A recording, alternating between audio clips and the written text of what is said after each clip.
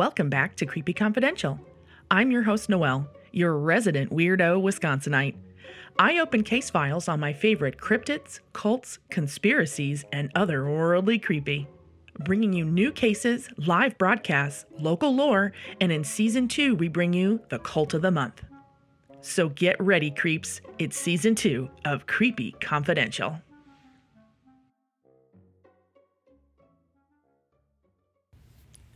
Welcome back, creeps. Today's episode, we're going to talk about the Loveland Frog. I'm also going to talk about my little visit to the inaugural Frogman Festival, which was a blasty blast. It was my first time in the wild as a host of Creepy Confidential, trying to meet and greet all of the fellow weirdos and cryptid researchers and things of that nature. I had a blast. We're going to talk about that too. Today's episode is going to be a little different than usual. I know I like to prepare things. I like to type it all up and have it ready. Today we're just hanging out in the Creepy Confidential library, aka the Cat Lounge. So I have, you might have seen on my Instagram, we have the little void kitty, Vinny, that I mentioned last time. We have a couple others, and then I have our lovely dog. So if you hear a couple noises in the background, that's them. We love them to pieces, and they are part of my time in the Creepy Confidential library. So fellow library goers out there, I myself was that kid who mom could park in the library, she could go look for her books, come back, and I would still be buried in the books, only now I'd have like 3, 4, 5, 6, 10 books around me, and I was looking at everything from aliens to Bigfoot to cats, and I loved reading about a subject, and once I got started, I just couldn't help it. So that's kind of how I approach my research for what I think about a certain cryptid or a certain conspiracy, you know, or even when I talk about cults, I like to really dive in.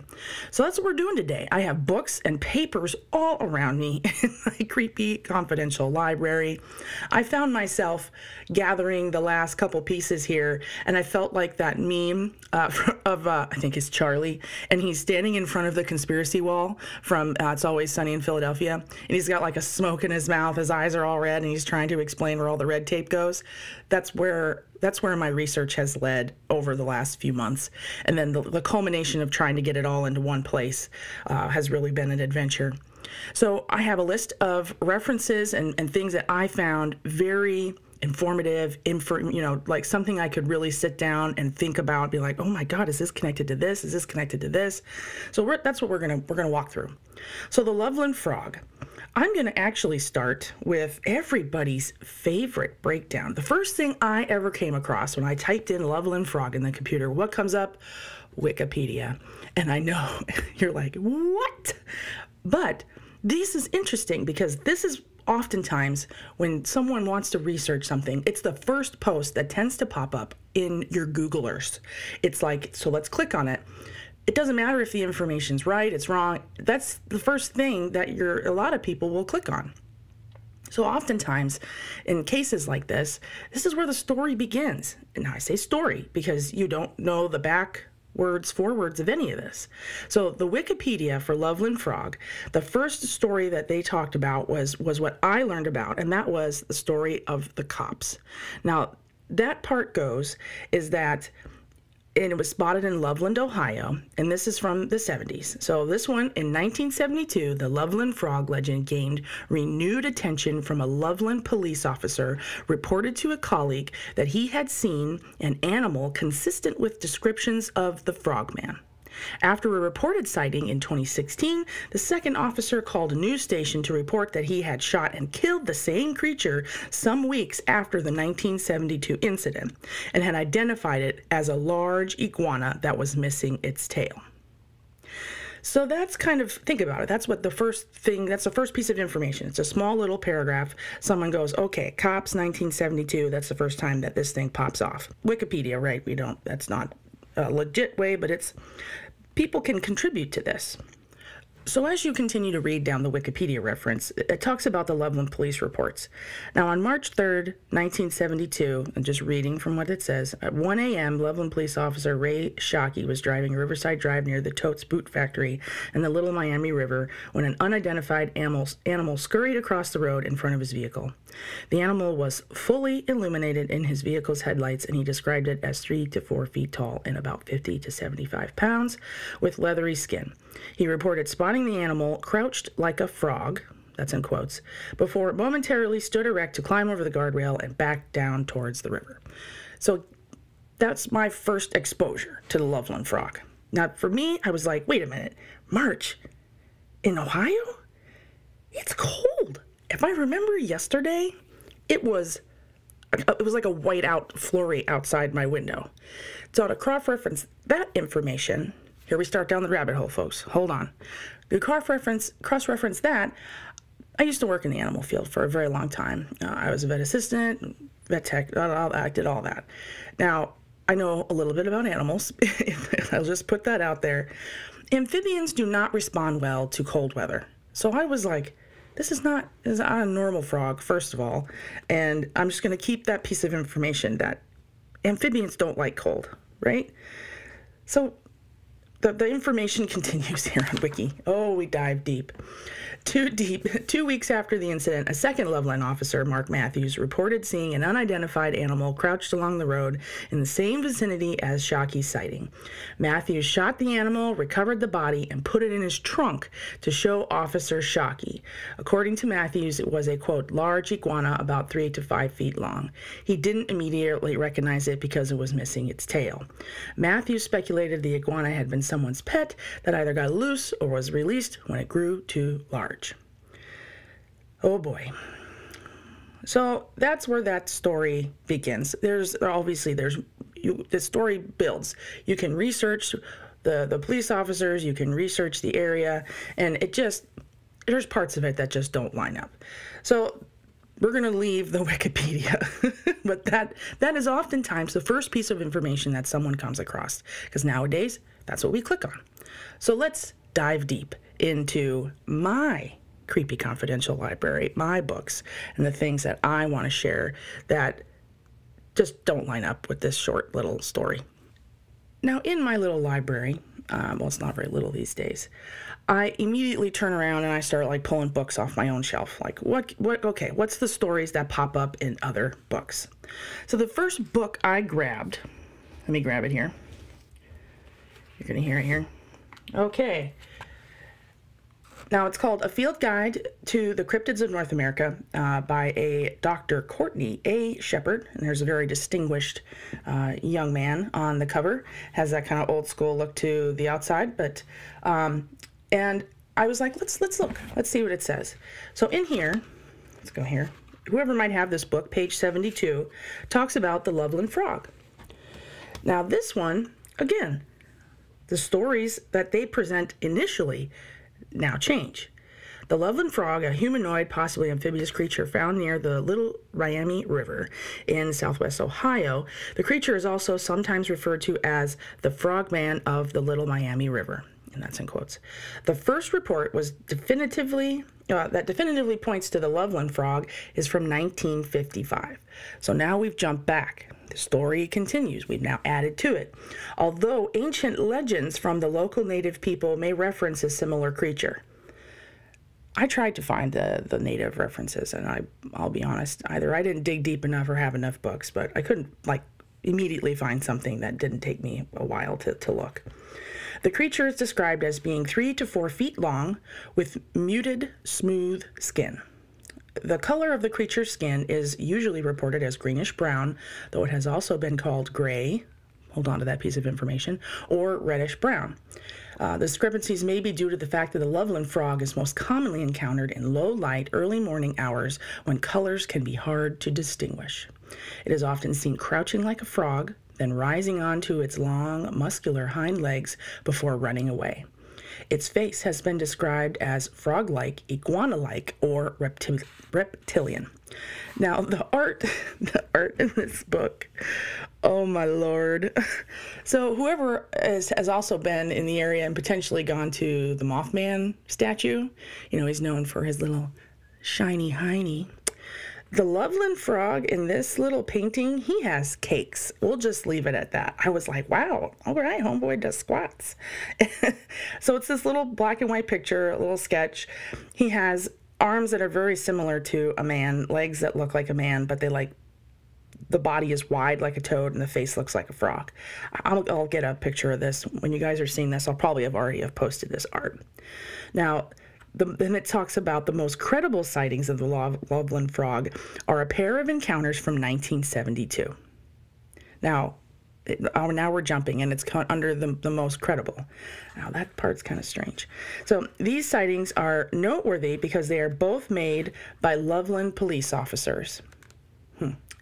And both are recorded in official police reports.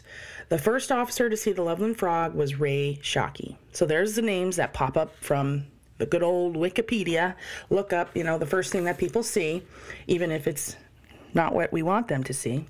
Now, Officer Shockey, according to the book, Officer Shockey was on patrol along the Little Miami River in the morning of March 3rd, 1972. He was driving slowly due to the icy conditions. There's the cold again.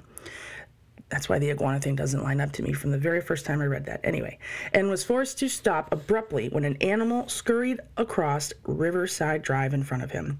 Shockey searched the ditch with his spotlight and illuminated a crouched creature matching the description of the Loveland Frog. The animal quickly rose onto its hind legs and ran off. It talks about the second sighting again with the officer Mark Matthews, and again talking about it, how it ran away. And then in this one, it mentions briefly, as Matthews was unholstering his gun, the animal rose and ran off. Now remember that, because that's part of this. This is like telephone. Every time the story changes, this is like telephone. So that's from that book. It's not very long. Well, only, we'll say a page, maybe a page and a half of information.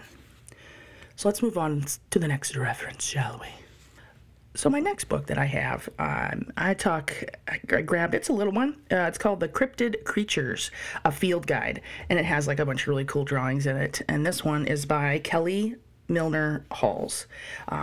It's a neat little book, again. It's more like a quick guide if you just want to know about it. Now, the art in this book is drawn, like it's almost like a kid's book where art is drawn for it. This one, they've created their own picture. And this is the first time in my research where I came across a creature that was on its hind legs. They don't show a bridge, it's just a creature. And he has what looks like a wand that's sparking in his hand. The drawing is a monotone, kind of like a blue-gray charcoal. And he's holding it. His face is almost like, it's not frog-like though. In this one, it's almost like dragony lizardy in this one. So this one, and if you have this book, it's on page 125. The art is on 124. And now I'll leave a list of these biblio references for you guys. I'll post it up on my Instagram. Okay, so this one, Loveland Frog, this is page 125. We're just going to start by going right into it. So it gives a little factoid about an author that's in Ohio and, how he's interested in it. So let's talk. Eyewitness account. That's what it says. It can't be confirmed, but the first sighting of the Loveland Frog was said to be in 1955 along the Little Miami River in Ohio. A weary, anonymous businessman saw 3 bipedal frogs standing on the side of the road after midnight, waving a sparking wand. The man claimed that they had leathered, bumpy skin and smelled like almonds. Without the businessman's name, it's difficult to confirm the credibility of that story, but in 1972, another sighting brought the Loveland Frog back into focus. So this references 1955, it references 1972, it starts talking about a businessman but then also starts referencing the 1972. And here it goes. Police officer Ray Shockey was driving towards Loveland, Ohio, 1 a.m., March 3rd, 1972, when he saw a strange creature standing 3 to 4 feet tall, weighing roughly 60 pounds. So now this book has added that it is 60 pounds. It had leathery skin and a face like a frog or a lizard.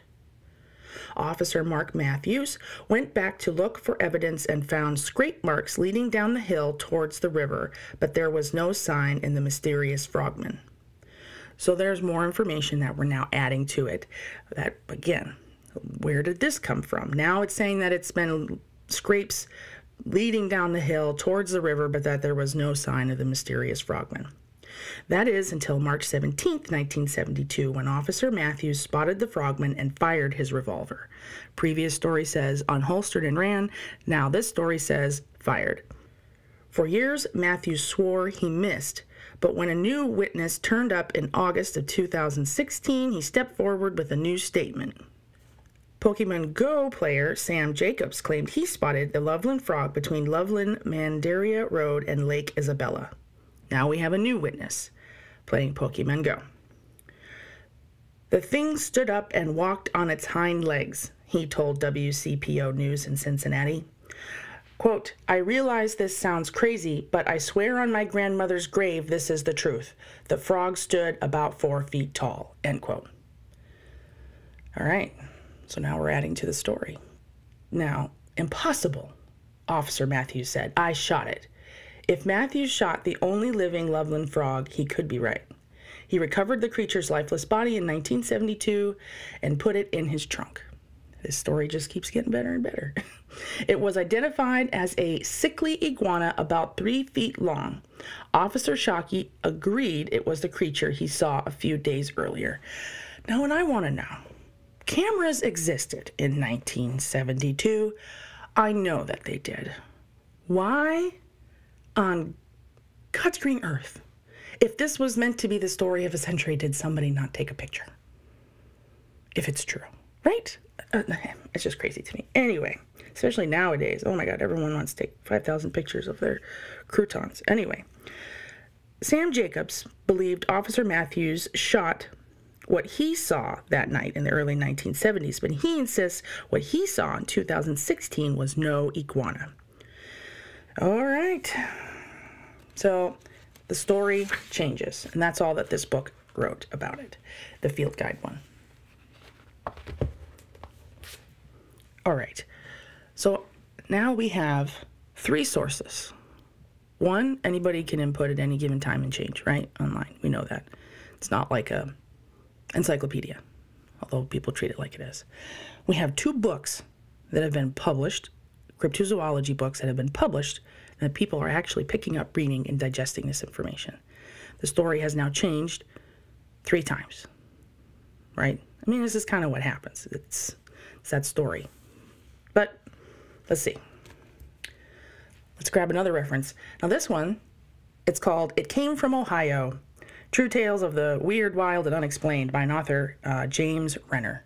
Now, James Renner is a highly prolific author. People probably read his books. It's like true crime, things like that. He also wrote another book, like an actual, like a novel. I think it's considered a novel, The Man from Primrose Lane. And that one also has a reference. It's not an exact reference, but if you read it, you'll kind of understand that it might be the Frogman reference. But we're going to talk about this one. It Came from Ohio. Now, if you have this book, another local book, it has a picture of, on the very front, it looks like this lizardy frog alien that's shooting red beams out of its hand and has red eyes. It looks like it's like crawling out of the woods over a log. So it's very interesting. It's these different art interpretations of what we think is the Loveland Frog. Now this one, if you are looking through this book as well, the actual literature starts on 29, art is on 28. This one is a couple pages long, instead of just the like quick blurb and then on to the next cool creature. Talks about the same story from 1972. Now this one I found interesting because it sounds like he's trying to track down the officers. So this was the first time that, someone's actually trying to kind of connect the dots, I think. That's my interpretation, is trying to connect the dots. Now, it says that he was traveling to, Ohio, into the Loveland area, and he was looking for the man named Ray Shockey. And that's the former police officer from the other stories. And that he essentially wanted to ask him some questions. Be like, hey, what did you see? So he goes up to the door, he finds the house, he goes up to the door, and then it says, an elderly woman appears on the threshold. You can tell she's used to frequent visitors in the way grandmas are. Yes, she says. Is Ray Shockey here? Which one? Apparently, Ray Sr. was somewhere inside. The one that saw the thing, the frogman. She says, oh, Lord, that was my son, but he doesn't like to talk about it. Why not? Some people made fun of him about it. Says she grows silent for a beat, as if she's debating whether or not to say more. Finally, she says, I was here that night. He came over after it happened. He was scared to death. Said, Ma, you're not going to believe what I just saw. She lowers her voice a bit. Then for what she has to say next, he shot at it, So I read, I was reading this, and I was like, wait a minute, Shockey's the one, if I remember, Shockey wasn't the one that said he shot at it. That was the other guy, the one who's like keeps popping up in news stories. This guy is like the first, we hear that he's part of it, but he's not the one, like the mouthpiece, essentially. But now, he doesn't want to talk about it, but apparently he shot at it. So then this story goes on, here in Mr. Renner's book. It says the first modern day sighting of what has come to be called the Loveland Frog was in 1955. So here we go again, 17 years before Shockey's encounter.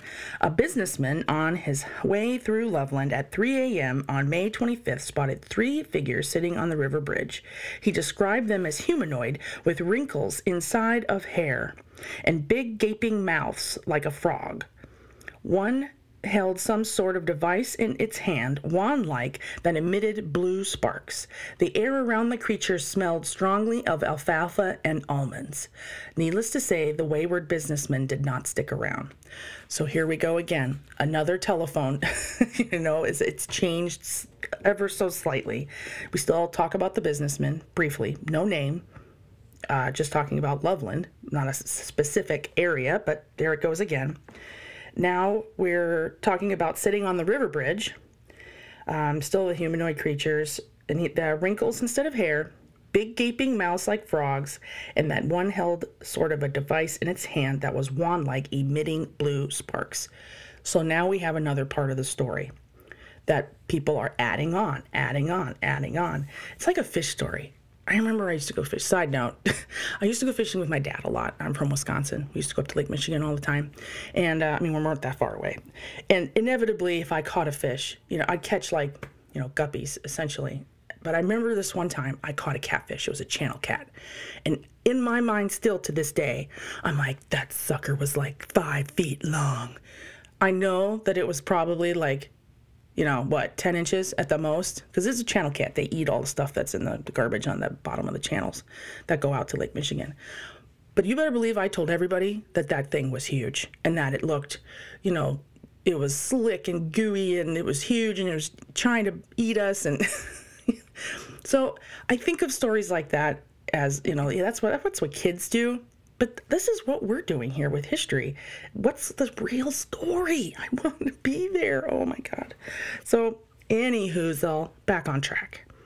So, now we go on. It says, on March 3rd, 1972, during a late-night patrol, Shockey noticed something laying on the ground as his cruiser approached Twitewee Road. So, now we have a location with the officer. At first, he thought it was a dog. Sick or dead, perhaps, it says. But suddenly the thing leapt up and bounded across the road in front of his headlights. According to later reports, Shockey described the monster as being about 3 to 5 feet tall, with matted hair and leathery skin and distinct frog-like face. Later, Shockey would return with another police officer in an attempt to corroborate his sighting. All that was left, though, were several long scrape marks leading down to the river. So now we've connected the scrape marks from this one to the scrape marks of the previous book. And now we have Shockey actually starting to develop a story that's with Shockey, not with Matthews. A couple weeks later, Shockey's partner, Mac Matthews, pulled over for what he, too, mistook for an injured animal lying on the road by the river. But when he stopped the car, the thing stood up, slowly stepped over the side of the guardrail, keeping his eyes on the policeman before running down the water. Meanwhile, Matthews drew his sidearm and got off a shot, but not quickly enough. So again, he's the one drawing the gun, not just pulling his sidearm, and now the story is changing. Now, what I like about this book is that you can tell they continue the story about the police officers, and you start to learn essentially of a time, or even now, the whole town's going to lose credibility if they have this crazy frog, quote unquote, frogman sitting around, and that 2 police officers are the ones saying that they saw it. So now things essentially kind of go radio quiet. They don't want to talk about it. And now Matthews actually contacted a reporter with X Project magazine in 2001, and he says, quote, "It was and is no monster." He said, quote, "It was not 3 to 5 feet tall. It did not stand erect. The animal I saw was obviously some type of lizard that someone had as a pet and either got too large for its aquarium, escaped by accident, or they simply got tired of it. It was less than 3 feet in length, ran across the river, and was probably blinded by my headlights. It presented no aggressive action." So now we're going backwards. We're, backstepping this bad boy. So if that's the case, then why did he shoot at it? And if he used his service sidearm, I'm pretty sure you have to keep track of all that. You can't just randomly kaflooey things and then be like, oh, whenever there's 10 bullets that are missing. They have to be accounted for. So I don't know. That's just crazy to me. So the story goes on, and Renner says that he found Shockey at his home, not far from his parents' place, and that he's a big, muscular fellow with a white goatee and an affable smile. He was welcoming, but short on his words, saying, quote, "I made up my mind a long time ago never to talk about it again," he says. "It gave me so much grief," end quote. In fact, and that's the only time he's spoken about the Loveland Frog, in recent years. So he tried to convince them, sounds like Renner was like, you need to talk about this monster a bit, put an image out, things like that. But the town elders just don't get it. They just don't get it. So apparently, as I continue, in the reference, he says, "As I turn back to the car, he stops me. Quote, I will tell you this much," he says. "It wasn't a frog, wasn't an iguana either." Renner says, "What was it?" And that's where Shockey says, "It was bigger." So that's what's in this book. So now it's like they're building the story. All right. So this is the part where, as in the first time in my research where I'm actually able to find ink on paper talking about this native part of this whole story. They mention in 1696, a group of French missionaries befriended a tribe of Indians who lived along the wide, muddy rivers in what is now southwestern Ohio. He says this tribe was believed to be part of Miami culture, but were known as the Twite-Twee by the Delaware people.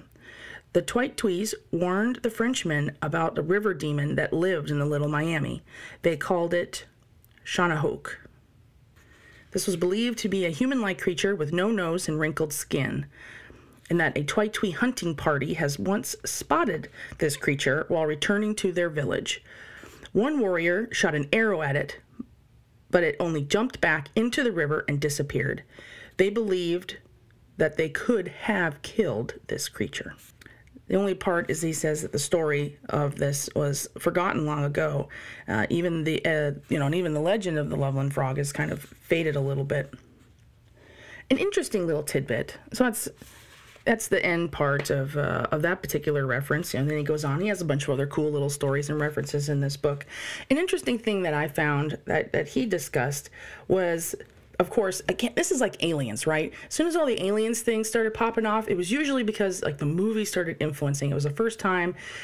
First we talked about Roswell, and then everything movie, and it was the galactic era. Everything had little green men. Everything had bubble. The cars changed. Everything changed. Everybody started seeing aliens. I think this is very similar, where these creature movies started popping off, like The Creature from the Black Lagoon, and that premiered in 1954, right? And then all of a sudden you start seeing these stories about the frogmen in 1955. So there's a good chance that the mind, this is what we think we saw. I don't know. It just seems the same. You have all the aliens, and then people start seeing aliens. You have all these creatures, and then people start seeing creatures. Do things exist? Sure. I'm the last person on earth to not believe in something other than humans, but the concentration of the sightings are just a little high in, an area where creatures like that probably don't want to be seen. And then flipping through my other references on my list here, I have a book called Southern Ohio Legends and Lore by James A. Willis. And this one has a chapter called Hopping After the Loveland Frog. And this one is actually the most detailed out of all of them, where it covers a lot of different information. And I liked that it also had, this of course is a nice book. It has references in the back so that I could go dive deeper into those references from where the information was. Really enjoyed it. Now this one says, at the end of one of his chapters, with that in mind, allow me to introduce you to the Loveland Frog, a 4 to 5 foot tall half-man, half-frog creature said to be stalking the waters around Loveland, Ohio since 1955. With the breakdown on this book, it's in the chapter called The Unexplained, by the way, starts at page 98, because I'm sure other people have this book as well. And I like that they jump right into talking about the police. That's very interesting. There we go. So it says, officially, the first person to have encountered the Loveland Frog was Loveland Patrolman Ray Shockey. According to legend, Shockey was traveling along Kemper Road near the Little Miami River when came across what he thought was a small dog lying dead in the road. As Shockey got out of his car to attempt and move the dog from the road, a large frog-like creature stood up on 2 legs and ran towards the guardrail. And that some accounts have Shockey firing at the creature as it hopped over the guardrail, down the embankment, and into the Little Miami River. So here again, talk about the officers. That's what kicks it off. So I'm starting to believe that part of the story is more towards, that seems to be what everybody knows. I've only heard this businessman mentioned a couple times, and I find it interesting that, it's not really what people run with. And then this one continues with the other patrolman now, because remember, we have 2 patrolmen that have seen this. The Journal Herald article, this is in the book, Journal Herald article also goes into detail about the very next sighting of the Loveland Frog, again involving a Loveland patrolman. A week after Shockey's encounter, his patrolman, Mark Matthews, quote, was walking along the same spot on Kemper Road, quote, when he saw the creature for himself. Matthews, who is quoted many times in the Journal Herald article, describes what he saw as thing about 3 feet long and with a face like a frog. Matthews said he, quote, wanted to see what it was, quote, and to do that, he decided to unholster his .357 Magnum service revolver and fire. He alleges to have hit it 4 times, after which the creature, quote, gave one last hop, quote, and fell into the Little Miami River where it disappeared. So this one now, we have where he's firing at it, and .357. First of all, if a cop has to fire that many times and you're missing things, that really makes me worry. Now, granted, I was trained as well, but man, it's not a very good shot, especially if this thing is 3 feet long and you didn't hit it. I don't know about that. So the story talks about Matthews and the cop. So it's so interesting to me how now, we're able to center back and collect the information that we have more about the cops and more about that it went back into the river, essentially. And what I really liked in here is that he talks about how the story from Matthews changed throughout the time. Initially, it was he shot at the creature and it got one last hop back into the river. And then throughout time, the story changes again, and now he shot it, he killed it, he put it in the trunk, and he brought it back to the police station. Personally, the changing of the stories, either, again, I don't believe that. When someone doesn't want to talk about something, and they're like, fine, whatever, no one believes me, that's fine, and they don't want to talk about it. But it's like when someone feels like they have to keep either changing the story, like, no, really, it was this way. Well, actually, it was this way. I'm like, I have a hard time believing that. But again, he talks about that, which I did not put the two and two together until I came across this particular article and actually went to listen about this subject. Now, as this chapter continues, once you're about 2/3 of the way in, they finally talk about this 1955. Because remember, that was one of the first things they mentioned in these other books. But it was like a flyby. Like they just mentioned it and then it went on. It's like they didn't have enough information to talk about it, that they're going to hang on to these cop stories. But in here, they actually talk about it, which I thought was really cool. So in this little paragraph, talking about 1955, this is the part that it led me down a rabbit hole to go into other books I didn't even know that had anything to do with the Frogman. So this says, when it comes to the 1955 sighting, most websites and even few books retell the same vague story centering on, quote, a businessman who wishes to remain anonymous. Now, driving home late one night. As he winds his way along the Little Miami River, he spots several objects, which he initially mistakes for men standing on the side of the road. In some versions, the objects are hiding under the bridge. As his car gets closer, the businessman realizes that the objects aren't human at all. Instead, what he sees are three creatures which are usually described as standing on two webbed feet, between 3 to 4 feet tall, with leathery skin and frog-like heads. In other words, frogmen. The next few pages of this reference start diving into the cross-reference between the 1955, and now we're going from frogmen, and now we're going to start going into where ufologists and things of that nature start getting involved. Now this, crazy enough, I was like, I had this, and I didn't even know that it was in there. So, because I guess I didn't dive deep enough.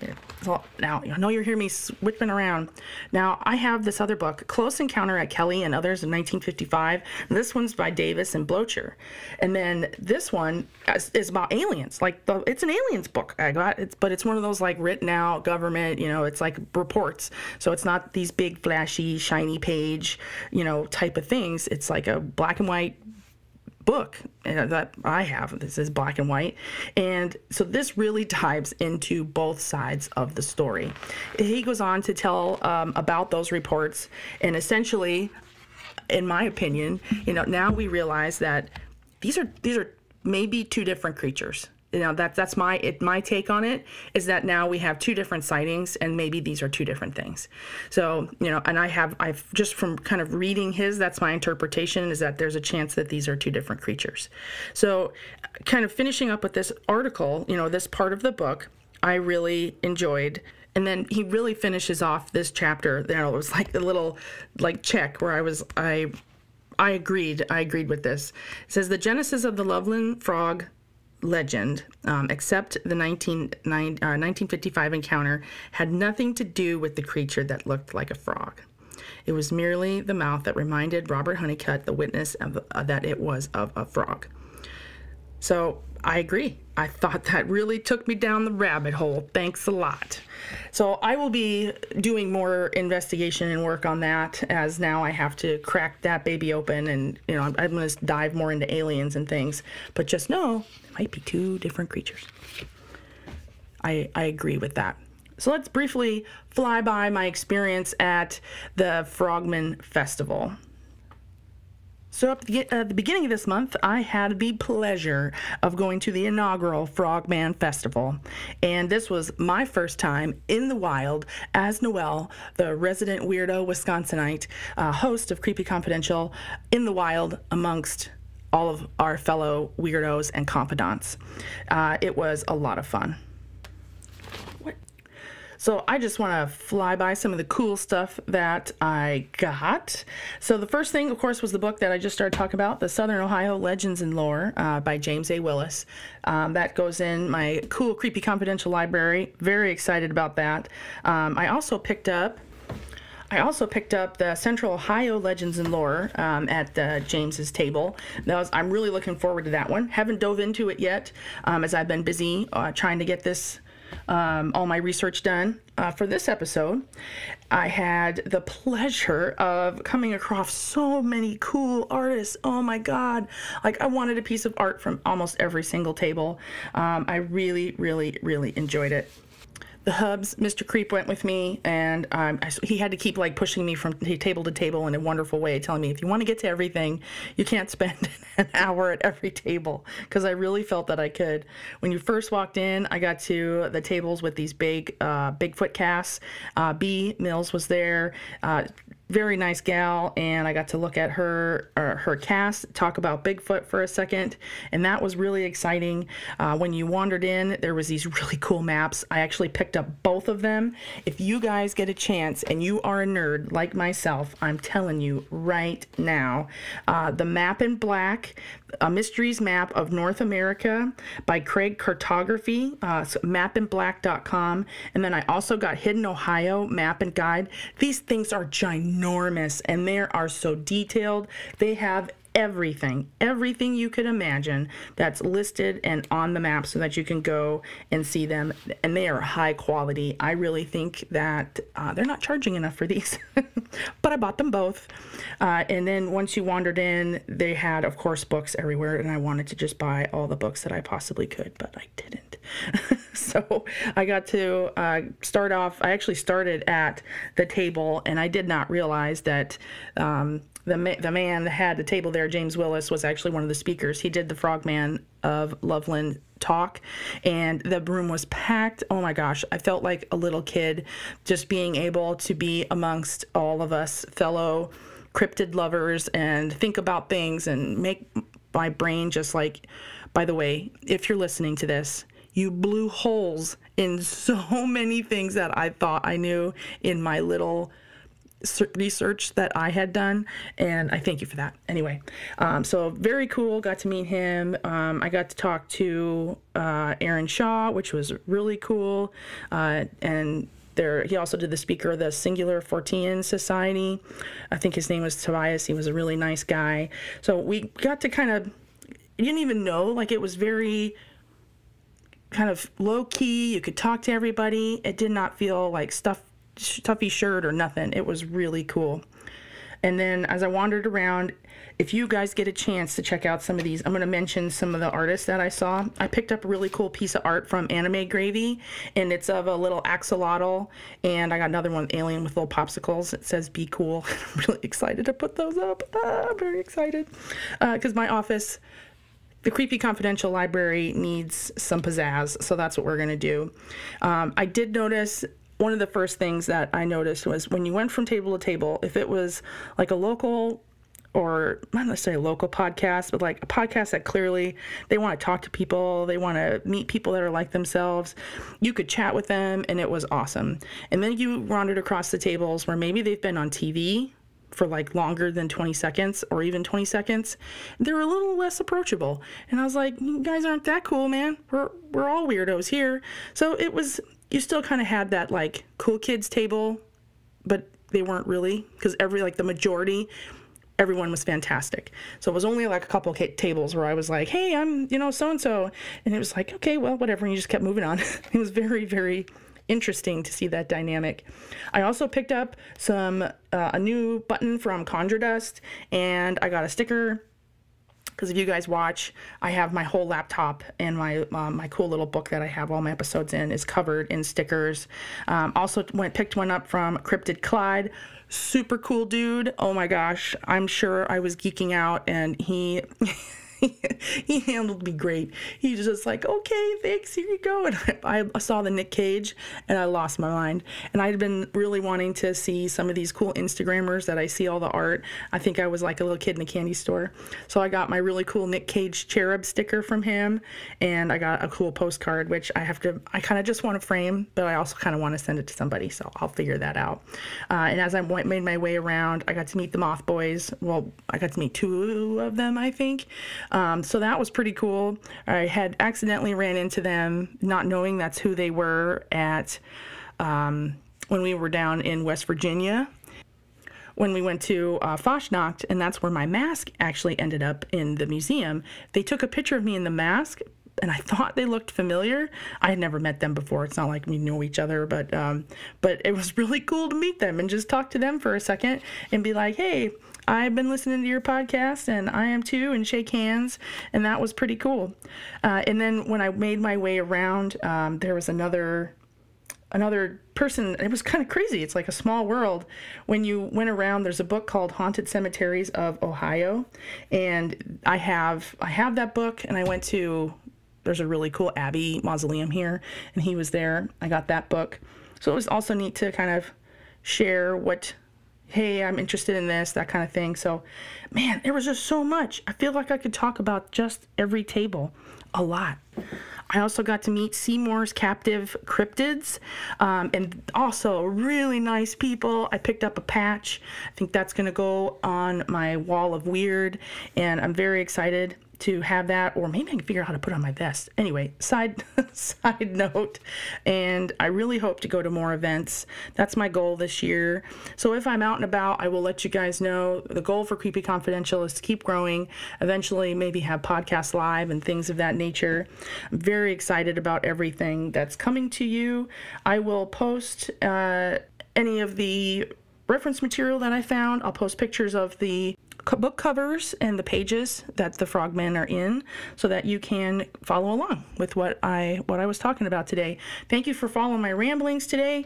This is a long episode, but I'm telling you, there was so much to talk about, and oh my god, I could go on. I feel like I could go on for like an hour just about discussing the cross-reference material now between potential Loveland Frog story / bridge story / UFO books, and oh my gosh, I'm already going to be lost. My husband's going to wonder where I am, and I'm going to be like 10 books deep inside of the Creepy Confidential library. If you guys have seen a cryptid or want to share your story about the cryptid, the Loveland Frog, please send us an email at creepyconfidentialpodcast@gmail.com. If you have a story that you would also like to discuss, or if you would like to do an interview, please feel free to reach out to us at our email. Also, our Instagram is just Creepy Confidential. Please give us a follow. We are available on YouTube. We're available on Audible, Spotify, and I can't wait to bring you the next episode here on Creepy Confidential.